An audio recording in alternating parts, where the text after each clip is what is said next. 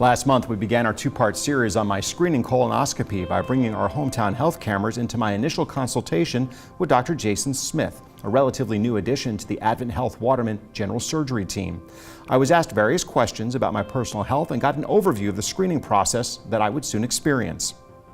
This month, we continue with part 2 of our story as I take you along as I brace myself for that prep that we've all heard so much about and the impending procedure. Even with Dr. Smith's assurances that the prep wouldn't be as bad as people say, I was still a little reluctant. After cutting my office days short so I had easy access to what would be many trips to the bathroom over the next several hours, I drank down the first of the 2 colon cleansing preps. 4 hours later, I chugged the second. One valuable tip was to refrigerate the prep liquid. It definitely made it go down more easily. Fast forward to the next morning when my wife drove me to Advent Health Waterman for my procedure. A very short wait. And before I knew it, I was prepped and ready to go with both the anesthesiologist and Dr. Smith visiting me for a quick review, which was nice, but the truth is, I'd be sleeping through the whole thing anyway. About 30 minutes later, I was slow coming out of a wonderfully deep nap with no recollection of anything, got dressed and headed home for the day. While Dr. Smith shared some quick results with my wife after the procedure, I was still a little loopy, so we headed back to Waterman about 10 days later, cameras in tow, for the results. Hello, Mark. Hey. How are you today? Good. Here for a follow-up for your colonoscopy? I am. So how was it for you? I slept through most of it, so I got nothing to complain about. And how was the prep? It's exactly what people said. It was not the most pleasant experience, but you know, as long as you're near the bathroom.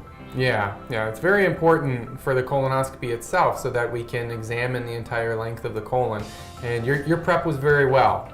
So, what did you find? Everything okay?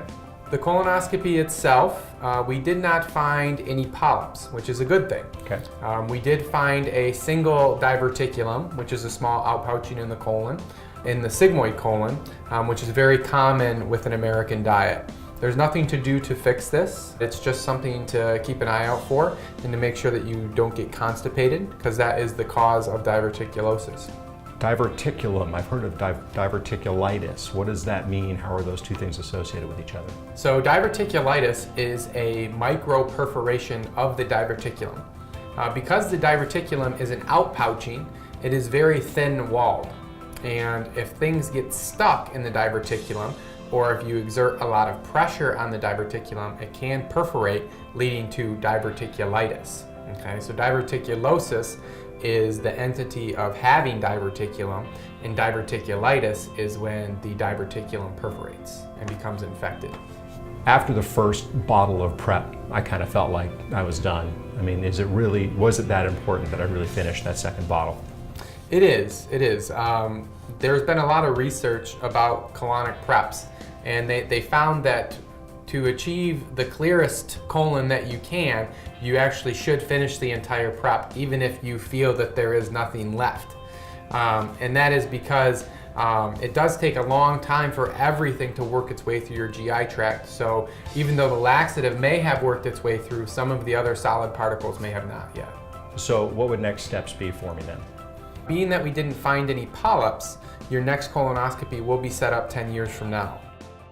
Well, Mark, since this was your first colonoscopy, how did you feel about it? It was not nearly as bad as I had probably built it up to be. Yeah, I think a lot of people feel that way. I've had 3 so far, and it's the prep that's the worst part. And even that was not as bad as I thought it was going to be. There were a couple of tricks that we mentioned during the story that I think made it a little bit more tolerable. Right. And I certainly have had enough friends who had it done before me that, prepped me a little bit.